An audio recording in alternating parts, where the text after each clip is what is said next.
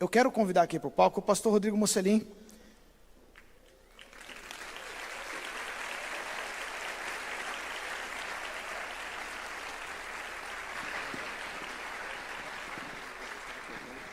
O pastor Rodrigo Mocelin, que é casado com Daniele Mocelin, com quem tem 4 filhos. Ele também é pastor fundador da Igreja Resgatar e autor dos livros Homeschooling ao Alcance de Todos, que está exposto ali no estande, né, como vocês viram na entrada, né, e vai falar, e também tem bastante propriedade para falar sobre cursos, que ele tem uma plataforma de cursos. Eu também eu posso dizer que fui muito edificado aí através dos cursos dele. E é sobre isso, né, por que estamos perdendo os nossos filhos, para responder essa pergunta, que está aqui, meu amigo, uma honra apresentá-lo, está deixando tudo aqui no jeito. E agora fica com o pastor Rodrigo. Deus abençoe, pastor. Olá, gente, bom dia. Primeiro, agradecer pelo privilégio de estar aqui. E a gente, eu, né, os outros que vieram palestrar, é óbvio que é uma honra para nós, mas a gente apenas vem aqui para palestrar. Acho que é a parte mais fácil. A Vanessa, a Gaba, a Carol, o Diego e uma multidão de gente que tornou possível este evento. A nossa enorme gratidão para realizar algo tão grandioso quanto isso. E vamos lá. Provérbios 1:7.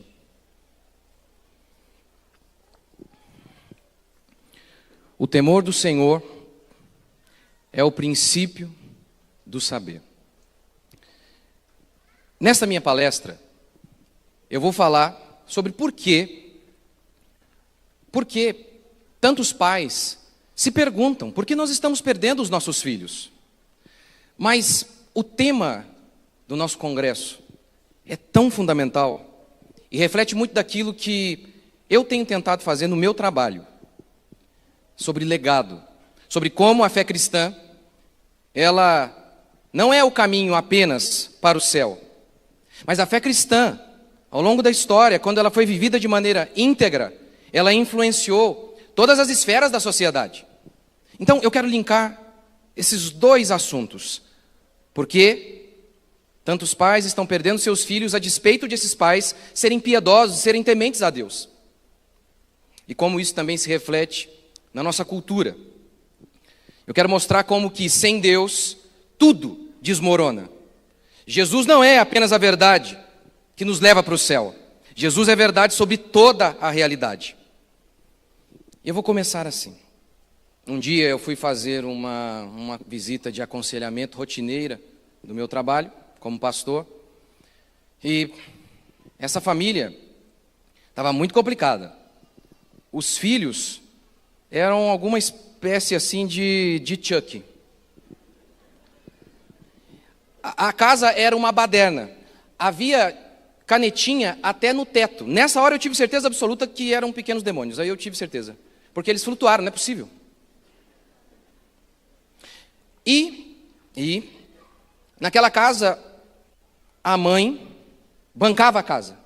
Ela saía para trabalhar. E o homem era o dona de casa. Essa estrutura não é correta. Talvez muitos de vocês já se acostumaram com ela. Não interessa se todo mundo faz. Não é o padrão bíblico. E esse é um fundamento. Esse é um fundamento. Mas eles estavam desesperados com seus filhos. Mas me deixaram muito claro. Pastor, não toque nessa nossa estrutura. Nós queremos que você nos ajude. E estamos dispostos a fazer qualquer alteração em nossa casa, menos nessa fundação, em que eu, a mulher, sustento a casa e o meu marido fica aqui. Obviamente eu tomei um café que eu nem gosto e fui embora. Eu não podia ajudá-los. E inúmeras pessoas são assim. Inúmeros cristãos são assim. Eles estão dispostos a gastar horrores e por isso ficam desesperados atrás de cursos e métodos e mais métodos. Em relação às paredes da casa, ao teto, pastor, gaste milhões para arrumar a minha casa. Não mexa com tudo no fundamento. Era isso que aquela família me disse. É exatamente isto que muitas famílias cristãs estão fazendo. Não querem mudar os fundamentos, porque os fundamentos foram mudados em nossa cultura. Os fundamentos foram mudados, os fundamentos cristãos foram abandonados. E estamos tentando, sobre fundamento podre, edificar as nossas casas. Não funciona. Nunca funcionará. Nunca funcionará. Eu podia falar de vários fundamentos podres. Acabei mencionando um aqui já, feminismo. Mas esse não é o meu foco. O meu foco é o fundamento podre que anuncia a educação é neutra. Tão verdadeiro quanto falar que o Lula é honesto. A educação é neutra. O temor do Senhor é o princípio da sabedoria. Você crê nisso? Então por que enviamos nossos filhos para lugares em que as Escrituras não reinam? Como disse Lutero. Porque fomos convencidos de que a educação é neutra. Fomos convencidos disso, isso é um engano, e temos visto que isso não funciona. Enviamos nossos filhos a colégios romanos, e depois ficamos surpresos com o fato de que eles voltam romanos. Não é possível saber sem temer. O temor do Senhor é o princípio da sabedoria. Primeiro, convenceram-nos de que o ensino é neutro. Nós fomos ensinados nas últimas décadas de que Deus é a caixinha do domingo. Está aqui. É a caixinha que me leva para o céu.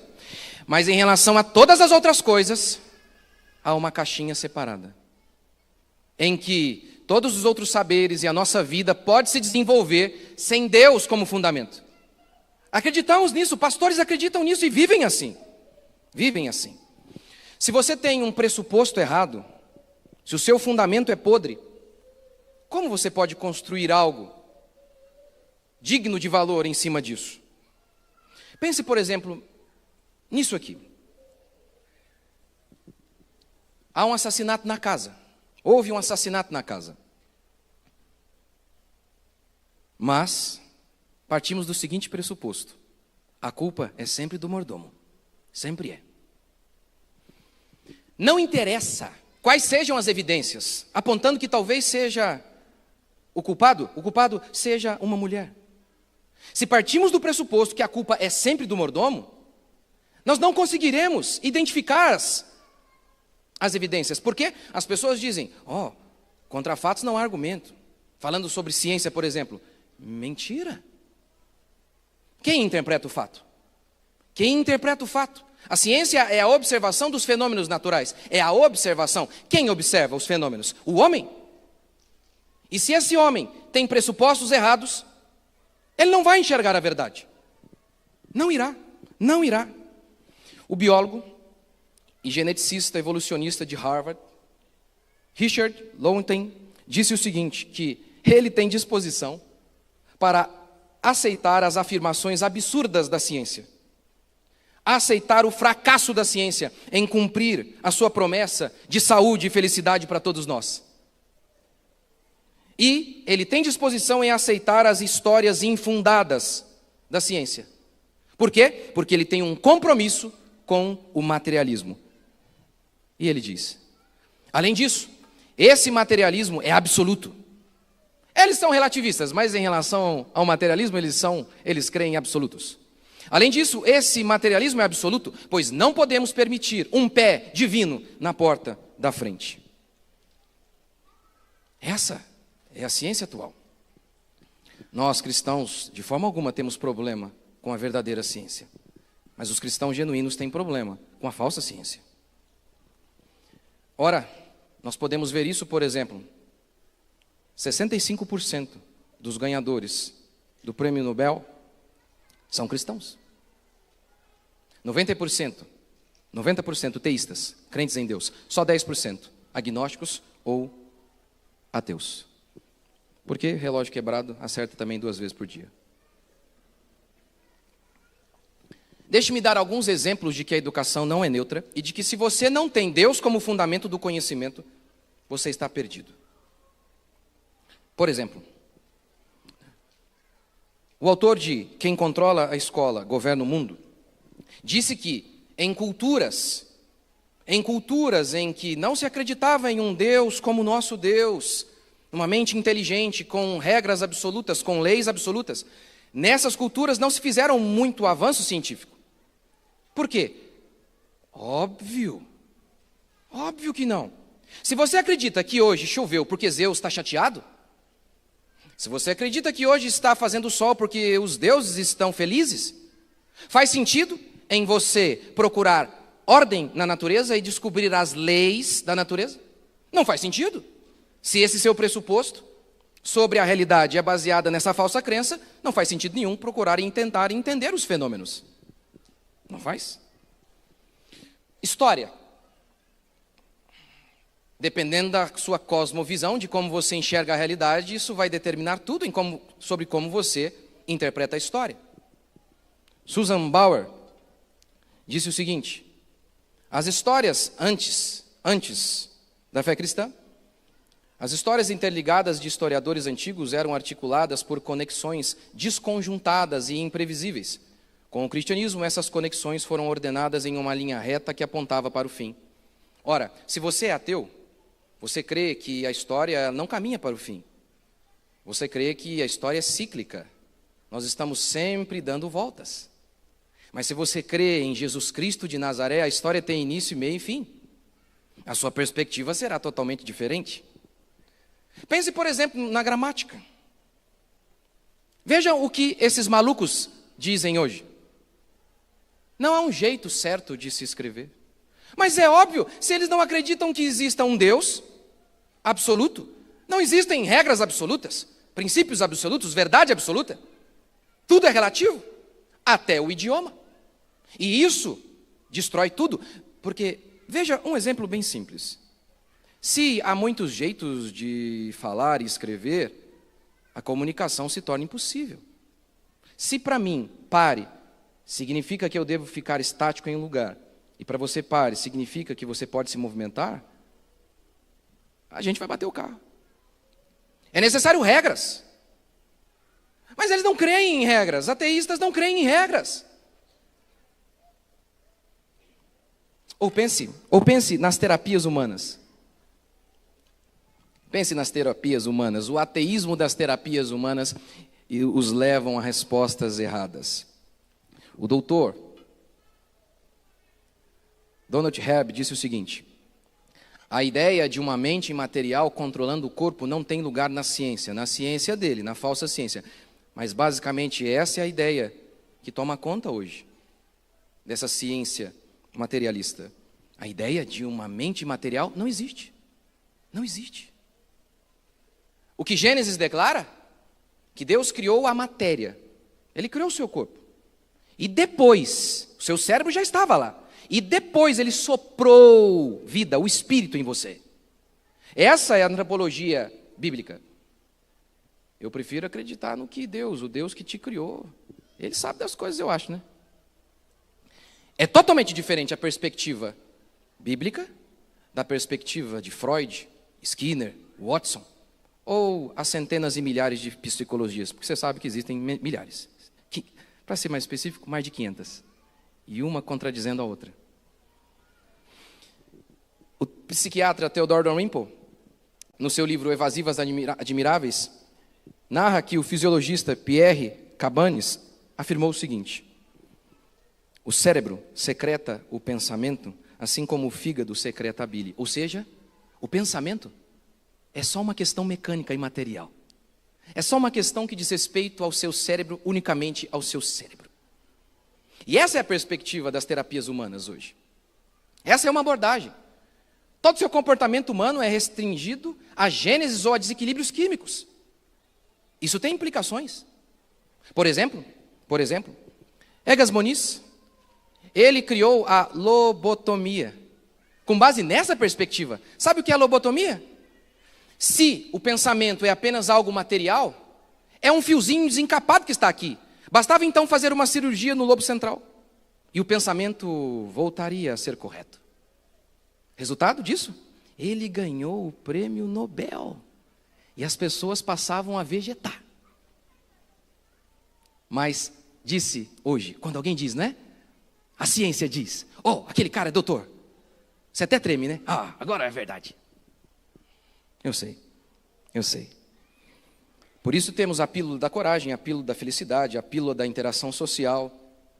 Tem até a pílula para não ter adultério. É sério. É sério. Um psicólogo estava explicando que um homem havia adulterado por conta de um problema cerebral. E o engraçado é que esse homem só adulterava com novinhas. O cérebro dele era capaz de identificar as mais quebradinhas. Muito interessante isso. Muito interessante. Muito interessante. Esse é o resultado de abandonar Deus. A total falta de critério dos diagnósticos que nós vemos tem a ver com a falta de Deus. Se Deus não existe verdade absoluta nem valores morais absolutos, o que torna impossível classificar alguém como louco ou anormal. Para falar em anormalidade, você precisa de um padrão de normalidade. É simples assim. Allen Francis, Papa da Psiquiatria, dirigiu o DSM-4, documento mais importante da psiquiatria, chamado por eles mesmos de a Bíblia da Psiquiatria. Allen Francis, no seu livro Voltando ao Normal, confessa: nós não temos padrões claros. Em todos aqueles diagnósticos lá do DSM, porque é a partir de lá que eles classificam você como louco em quase tudo que você faz. Quase tudo hoje tem um tipo de loucura. Você sabia disso? Quantos aqui tomam café todo dia? Quantos aqui tomam café mais de uma vez por dia? Louco. É sério. Allen Francis, no seu livro Voltando ao Normal, ele, que foi o diretor da força-tarefa do DSM-4, ele confessou que eles quase colocaram isso como transtorno. Quase colocaram. Sabe por que ele não colocou? Porque ele disse que eles julgaram que era muito ruim, contraproducente, dizer que quase toda a população mundial é louca. Esse é o critério? Esse é o critério? Ora, não interessa se todo mundo tem câncer. Doença é doença, não importa quantas pessoas existam com essa doença, porque doença é uma anormalidade física. Mas eles não têm critérios, nem de verdade, nem de normalidade. Confessam que não tem padrão, como Allen Francis mostra, no entanto estão dizendo que nós estamos fora do padrão o tempo todo. O DSM, por exemplo, só para dar um exemplo, o DSM diz que não há anormalidade física em se tratando de TDAH, sabia disso? O próprio DSM diz. Não há marcador biológico para dizer alguém tem TDAH, tem uma doença. Eles dizem, não há marcador biológico. Ok, então qual o critério para julgar que alguém tem hiperatividade? Se alguém tem hiperatividade, a gente tem que ter um padrão de atividade normal, não é? Ah, eles não têm. Não têm. Se eles não têm um padrão de atividade normal, como podem dizer que o seu filho está além do que é normal? Ah, sobre o desequilíbrio químico que eles dizem, falsidade também. Ah, você está doente de depressão por conta de desequilíbrio químico? Pergunte para o seu psiquiatra lá. Ah, eu estou com desequilíbrio químico? Então deve existir um padrão de equilíbrio químico? Ah, não existe. Se não existe, como vocês podem fazer e dar diagnósticos? O próprio Allen Francis mostra como. Votação. Ele dirigiu o DSM-4 e disse que os critérios diagnósticos são na base da votação. Não é por experimentos científicos? Provas empíricas? Não. Votação. E, quando as votações ficavam mais acirradas, ele disse: sempre que persistia alguma controvérsia, a vantagem sobre depressão é doença ou não? Estavam em dúvidas, é doença ou não? Sempre que persistia alguma controvérsia, a vantagem era de quem fosse mais barulhento, confiante, teimoso, experiente, ou falasse com Bob Spitzer, que era o diretor do DSM-3. Por último, como é que é? Como que eles determinam que algo era doença ou não, anormalidade ou normalidade? Com base no voto de quem era mais expressivo e líder nas reuniões. É uma forma terrível de desenvolver um sistema diagnóstico que ficaria sujeito a todo tipo de viés, mas era o melhor disponível na época. Isso é tão interessante. O Ítalo Marcilli soltou esses dias um vídeo, eu fiz um vídeo reagindo a essa besteira dele, em que ele fala, como que a gente vai dar o diagnóstico de depressão? Não tem exame, não tem mesmo, porque não é doença. Nunca vai ter. Qual exame você vai colocar lá a tristeza, a ansiedade, o desejo humano? Como que você vai fazer para colocar o desejo humano, a tristeza, a ansiedade num tubo de ensaio e examiná-la? Nunca vai existir. E ele diz, não temos mesmo. E ele continua. Então qual o critério para a gente diagnosticar alguém como esquizofrênico, depressão? É isso mesmo. Não tem. Assiste o vídeo, é muito interessante. Não tem um critério. Aí ele confessa, é mágica. É mágica. Muito legal. O temor do Senhor é o princípio da sabedoria. Se ele é a base de todo conhecimento e quando você o abandona, o resultado é esse. Em relação a todos os saberes. A todos. Não há ensino neutro. Todo ensino é pautado por uma filosofia. Toda a busca do saber parte de um pressuposto. A questão é, a que Deus eles estão servindo? Essa é a questão.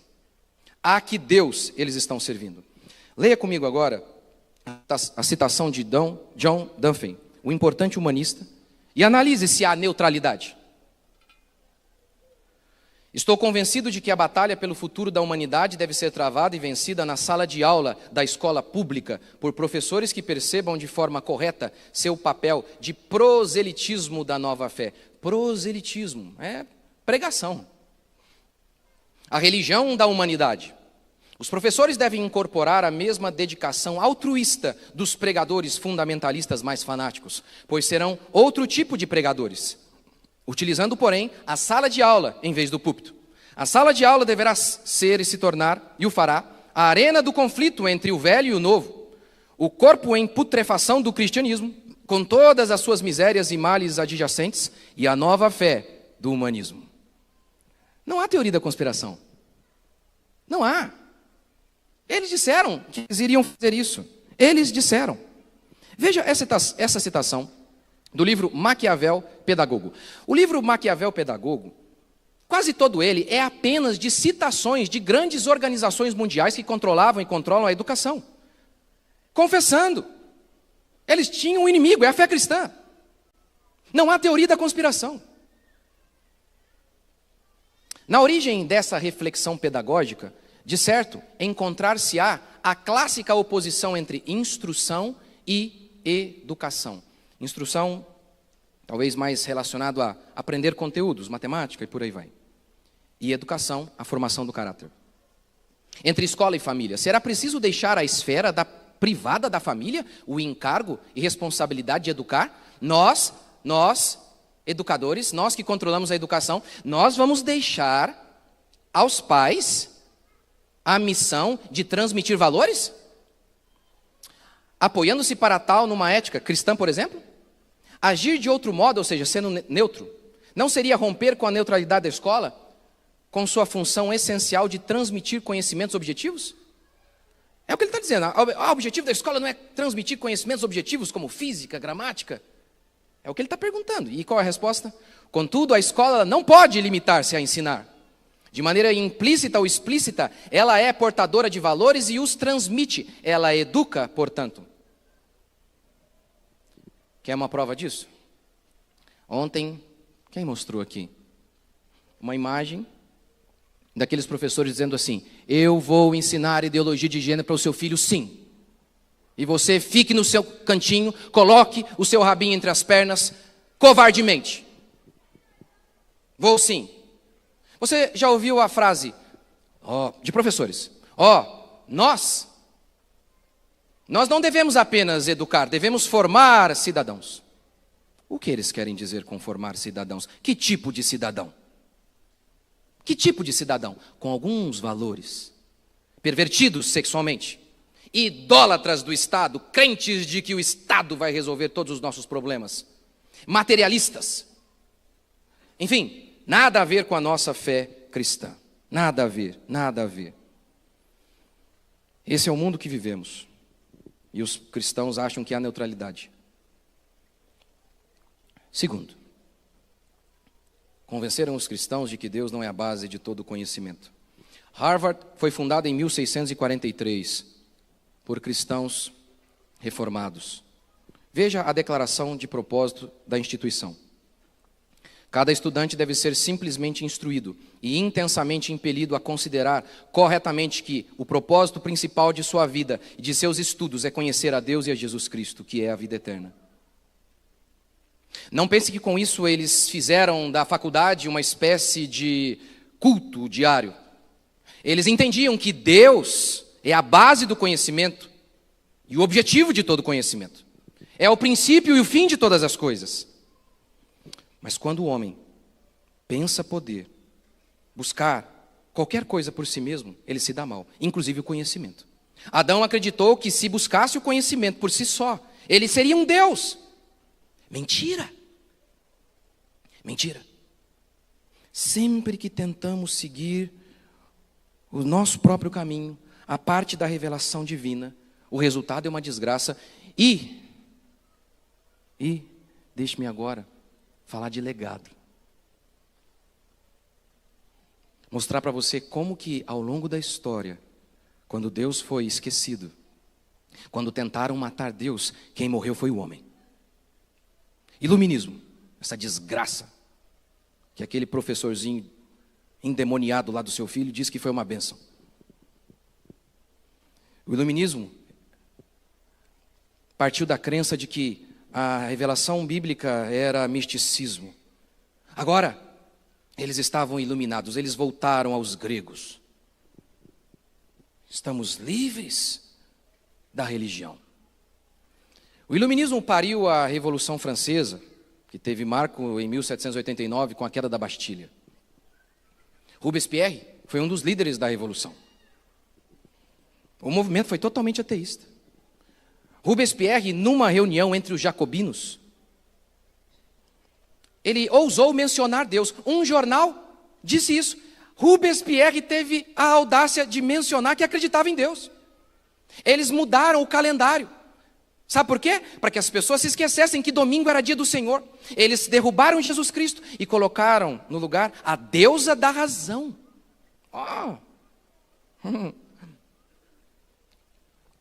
Esse é o iluminismo. Resultado? O caos na França. O caos. O próprio Robespierre morreu na guilhotina. Enfim, uma desgraça total. Mãe de todos os regimes totalitários do século passado. Esse é o dado e o resultado da Revolução Francesa. Do iluminismo. Mas saltemos para o século XX. Sabe como os historiadores descrevem o modo que os homens entraram no século XX? Animadíssimos. Animadíssimos. Basicamente por dois motivos.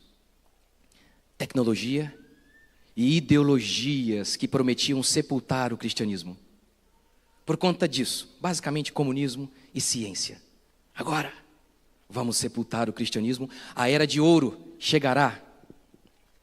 Ora, a vida havia melhorado muito mesmo. Durante a Revolução Industrial, as pessoas pararam de morrer.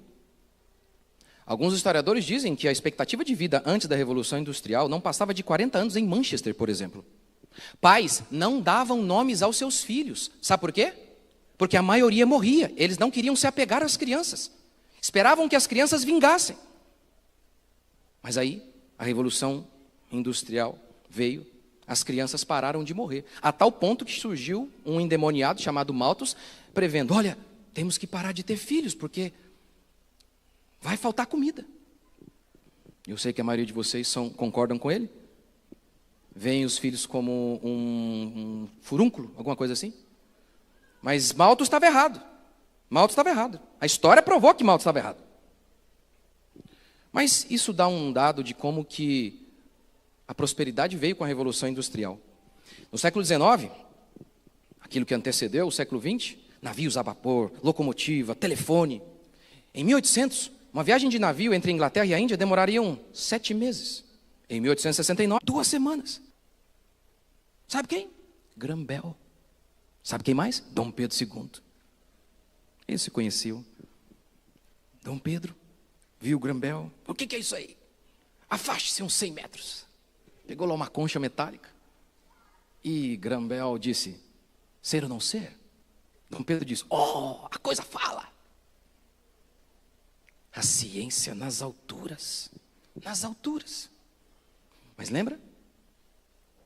2 motivos levaram o homem no século XX a achar, estamos entrando na era de ouro da humanidade. Primeiro, o avanço científico. Segundo, as ideologias que prometiam sepultar a fé cristã.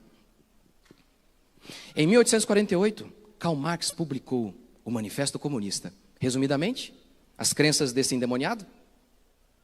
Ele acreditava que a religião é o ópio do povo e com a destruição dos meios de produção, ou melhor, com a destruição da propriedade privada, todos os meios de opressão da sociedade seriam destruídos. Quais meios de opressão? Religião, família.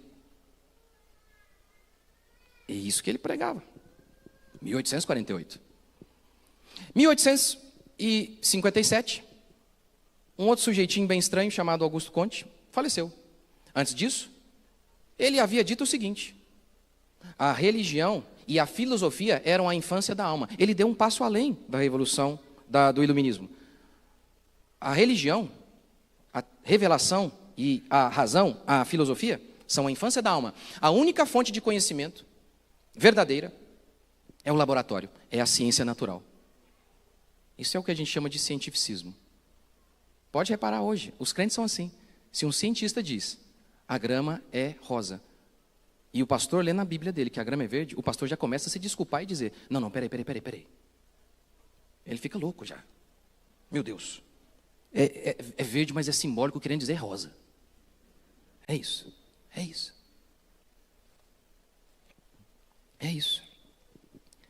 A Origem das Espécies foi publicado em 1859. Darwin. Mais uma pá de cal aí, hein? Em Deus. Não. Gênesis está errado. Gênesis, e alguns crentes acreditam nisso, que Gênesis é simbólico. Se Gênesis é simbólico, eu devo supor que Apocalipse também é, não? Se o início de todas as coisas é simbólico, como é que você não sabe, você acha que, por exemplo, o fim de todas as coisas, que promete que você vai para o céu, será que isso também não é simbólico? Não é poético? Não é figurado? E depois, em 1883, Nietzsche disse, Deus está morto. Com isso, querendo afirmar que a religião havia perdido a proeminência como aquilo que marcava a cultura. Esse é o ambiente do século XIX. As ideologias surgindo, a tecnologia a todo vapor. Portanto, no século XX, como os homens entraram no século XX? Agora vai. Veja o que um historiador resume do espírito do homem no século XX, no início do século XX. As grandes ideologias do século XIX tinham em comum a noção de que era possível reformar as sociedades e o Estado para acelerar o progresso humano, rumo a uma era de maior prosperidade e felicidade geral. Acreditava-se que a ciência e a tecnologia seriam capazes de conduzir os seres humanos a um novo patamar de desenvolvimento, conforto e autorrealização. Dizia-se que uma era de obscurantismo, ignorância e superstição ficara para trás, sepultada pelo uso da razão como instrumento infalível para explicar não só os fenômenos da natureza, mas também o funcionamento da sociedade. Eu conto ou vocês contam? O que aconteceu no século XX? Primeira Guerra Mundial, 1914. Segunda Guerra Mundial, 1939. Mais de 100 milhões de mortos sobre esse regime aí, o comunismo. Sem contar fascismo. 6 milhões de judeus mortos. O autor de O Diabo na História, diz o seguinte, no século XX, parece que o capeta encarnou. Ele faz uma citação de Hannah Arendt. Quando empreguei a imagem do inferno para descrever o século XX, não quis fazê-lo alegoricamente, mas literalmente. O temor do Senhor é o princípio da sabedoria. Quando Adão pensa poder ser Deus ao tentar buscar conhecimento por si só, ele não mata Deus, é ele quem morre. Ninguém mata Deus. Todos que tentaram morreram. Terceiro, e quase a mesma coisa do meu segundo princípio, eu já estou encerrando. Deus é a base de todo conhecimento. O iluminismo foi o homem buscando conhecimento à parte de Deus. Resultado, Revolução Francesa, mãe de todos os regimes totalitários do século passado. Revolução que abriu o caminho para o ditador Napoleão Bonaparte. Entretanto, houve um outro movimento chamado Reforma Protestante. Uma volta à Bíblia. Qual o legado da Reforma? Às pessoas de todas as nacionalidades, os primeiros protestantes legaram, além de si mesmos, uma herança de liberdade e igualdade espiritual, cujas consequências ainda se manifestam no mundo de hoje. Ora, tantas coisas, nós podíamos falar sobre isso. Eu tenho uma série inteira no YouTube falando sobre a importância da Reforma Protestante na cultura ocidental. Mas se temos, por exemplo, William Wilberforce, acho que foi citado ontem aqui. William Wilberforce era um cristão fervoroso e ele tinha dúvidas se ele deveria ser político ou pastor. Optou pela política e lutou bravamente pela abolição da escravidão, baseado na sua fé. O historiador Alvin Schmidt diz que 2/3 dos abolicionistas dos Estados Unidos eram líderes cristãos. 3 documentos importantíssimos na história ocidental, marcadamente influenciados pela fé cristã. Aqui, nem só pelo protestantismo, mas Carta Magna da Inglaterra, Declaração de Independência dos Estados Unidos, Constituição Americana. E o que eu mais gosto de citar como exemplo dessa influência da fé cristã, da genuína fé cristã, é Alex de Tocqueville. Alex de Tocqueville era um católico fervoroso. E ele queria entender por que, em nome da liberdade, o seu país, a França, foi destruído. E os Estados Unidos eram um país poderoso. Ele ficou impressionado com o fato de que todo mundo lá, quase todo mundo era alfabetizado, todo mundo sabia ler. Por quê? Por conta do princípio do sola escritura, era necessário que todo mundo lesse. A nossa regra de fé é a Bíblia. Então era necessário que todo mundo lesse. E ele ficou impressionado. Esse católico, esse testemunho é muito forte, esse católico, Alex Tocqueville, foi morar nos Estados Unidos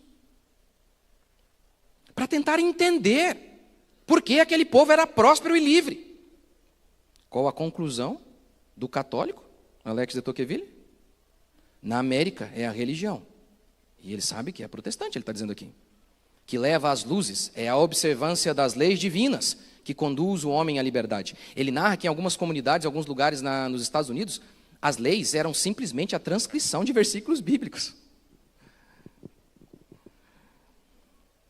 O temor do Senhor é o princípio do saber. Ele é a base de todo o conhecimento, de toda a nossa existência. O autor de A História da Filosofia, Anthony Kenny, diz que para Aristóteles e Hegel, no curso da história, os problemas filosóficos iam ficando mais claros. Mas para muitos outros historiadores, os homens estavam sempre dando voltas nos mesmos problemas. Um professor de filosofia resumiu isso, mais ou menos assim: busque alguém na filosofia que diz ter encontrado a verdade. Não há. Quando se debruça sobre os escritos deles, é perceptível o grau de agonia. É uma busca que leva a lugar nenhum. E há algumas evidências disso. Por exemplo, Platão. Platão escreveu o livro Fédon, que narra o último dia de vida de Sócrates. E veja o que Platão disse. Ele vai dizer que é Sócrates, é que a gente não sabe muitas vezes quando é Sócrates e quando é Platão falando. Enquanto tivermos no corpo e nossa alma se encontrar atolada em sua corrupção, jamais poderemos alcançar o que almejamos. E o que queremos? Declaremo-lo de uma vez por todas. É a verdade.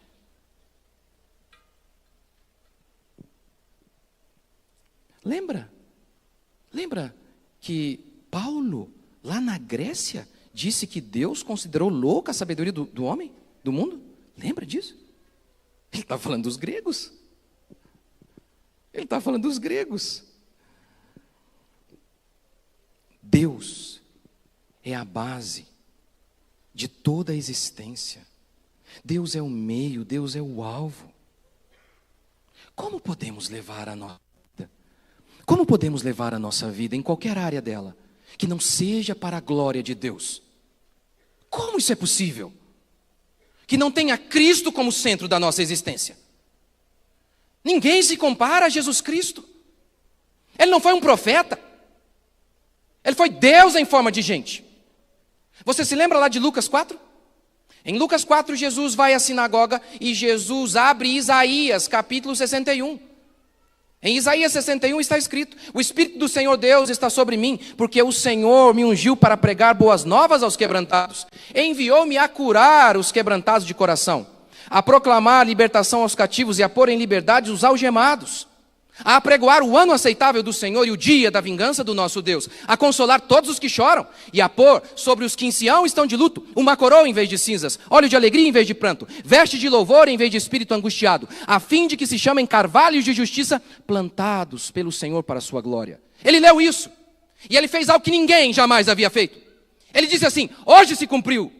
Todos os profetas apontavam para alguém e diziam: ali está o Messias vai vir. Ele não fez isso. Nenhum profeta, nem das outras religiões, das falsas religiões, nenhum deles teve a coragem de falar: eu sou Deus. Nem o Pablo Marçal falou.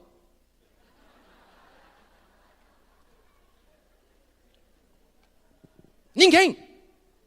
Ele não disse que ele veio falar sobre a verdade. Ele anunciou que ele era a verdade encarnada. Ele não disse que ele veio apontar a luz. Ele afirmou ser a luz. Porque tudo que veio a existir foi feito por ele, sem ele. Nada do que foi feito se fez. Porque ele, para ele, são todas as coisas. Ele é o alfa e o ômega. Ele é o consolo para o abatido. Ele é a força para aquele que está desiludido. Ele é a esperança para todos nós. Ele é o alvo da nossa existência. Como podemos fazer qualquer coisa em nossas vidas que não tenha Cristo como base, como meio, como fim? Como podemos dizer aos nossos filhos todos os dias: vá lá e não se importe com Deus, apenas preocupe-se com dinheiro? Como podemos fazer isso? Ele é o alvo da nossa existência. Nós não existimos para nós mesmos. Nós existimos para a glória de Deus. Nós vivemos para Ele. Jesus não é uma coisa que você acrescenta para a sua vida ficar melhor. Jesus é a própria vida. Ele é a razão da sua existência. Você agora vive e respira por Ele. Como podemos fazer qualquer coisa em nossa existência que não tenha Cristo como centro, como base, como fim? Este é o motivo pelo qual os homens estão perdendo seus filhos. Eu, na realidade, já acabei minha pregação. Mas eu vou encerrar assim. Não seja covarde. Não seja. A coragem é uma dessas virtudes que sustentam todas as outras. Sabe por quê? De que adianta você ter bons sentimentos sobre alguém se você é um frouxo? Não é por acaso que Apocalipse coloca os assassinos ao lado dos covardes. Você precisa ter coragem. Coragem. Por exemplo, para mudar certas coisas que são fundamentais, que você fala: mas se eu fizer isso aqui, a mudança é muito drástica. Creia em Deus, confie em Deus. A coragem não é ausência de medo. A coragem é fazer o que você tem medo de fazer. Perguntaram a um homem com mais horas de voo durante a Segunda Guerra Mundial se ele tinha medo, e ele respondeu: todas as vezes. A minha igreja não fechou no dia da pandemia. Aquele infeliz daquele governador lá mandou fechar. Eu falei: vai ficar aberto. Avisei nas minhas redes sociais.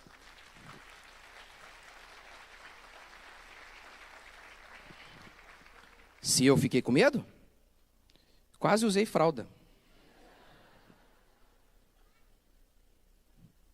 Eu fui processado 4 vezes. Se eu fiquei com medo, eu perdi 7 quilos num desses aí. 7 quilos. Agora, eu acredito que o alvo da existência não é ser rico. Não é pecado ser. Eu acredito que o alvo da existência não é ser famoso. Não é pecado que você seja. Eu acredito que o alvo da existência é glorificar a Deus por meio de nossas vidas. Ainda que isso nos custe tudo. Nós não descendemos de frouxos. Nós não descendemos de frouxos. Nós descendemos de donas de casa que enfrentavam leões. Nós não descendemos de covardes. O legado que os homens do passado nos deixaram não é este que nós estamos vendo em muitos e em muitos lugares. Nós fomos chamados a guerrear. Nós fomos chamados a combater para manter o legado que os homens de Deus do passado deram a nós. Que Deus abençoe vocês.